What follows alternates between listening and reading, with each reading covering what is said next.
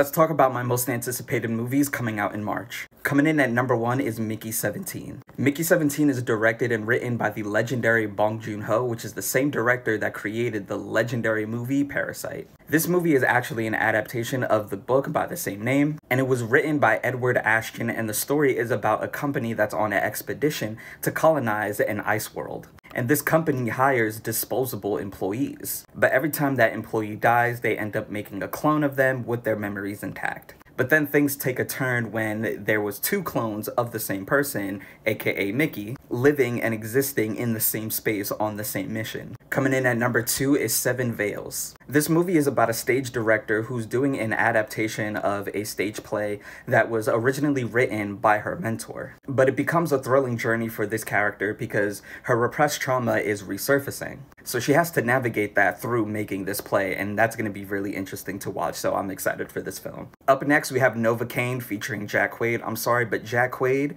is honestly on a generational run right now. Between voice acting as Superman in the animated television show to The Boys, and starting off this year with Companion, and now we're going to see him in Novocaine, I'm really excited for his career. Now, Novocaine is a movie about a guy who physically cannot feel pain, hence the title being Novocaine. He ends up meeting a girl, they start dating, and come to find out she gets kidnapped during a bank robbery. So now he uses his ability to not feel pain to rescue her. It seems like a really simple storyline, but it's gonna be a fun movie. Coming up next, we have Iowa Debris starring in the movie Opus. This movie is about a woman who is a writer and journalist, and she gets invited to a remote retreat by a major legendary pop star. But this was very weird because said pop star kind of went on a hiatus for 30 plus years. So this was already suspicious as it is. Now, after going on this retreat, come to find out there's a lot of suspicious things happening. Me personally, I'm really excited for this movie because it seems like a comedy version of Midsommar.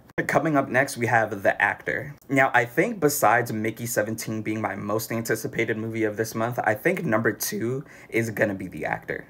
Now, The Actor is about a guy named Paul, and he wakes up in a mysterious small town. Come to find out, all his memory is lost. So this story is about a journey to find who he is as a person, and come to find out, he's an actor. And during this journey, he has to figure out who he is, or this could turn into a story about how he could come up with a whole new identity and make new memories. At first, I was excited because Andre Holland is one of my favorite newer actors out right now. Well, he's not new, but he's new to me. So I made a vow to watch anything that he's in. And then when I watched the trailer, it got me even more intrigued. And another reason why I'm very excited for this movie is because the visuals look absolutely beautiful. Up next, it's the movie Borderline. Now, recently, like last year, 2024, recently, I've been in my horror movie bag. I'm brand new to the genre. And I'm not gonna lie, I've been enjoying it. Now, this movie is about a guy who escapes a mental hospital and he stalks a pop star. And then he kidnaps her, keeps her hostage with the delusion that they're gonna get married. Now, I'm excited for this film for many different reasons. So y'all remember the movie Cocaine Bear? Well, the writer from that movie is making his directorial debut with this movie.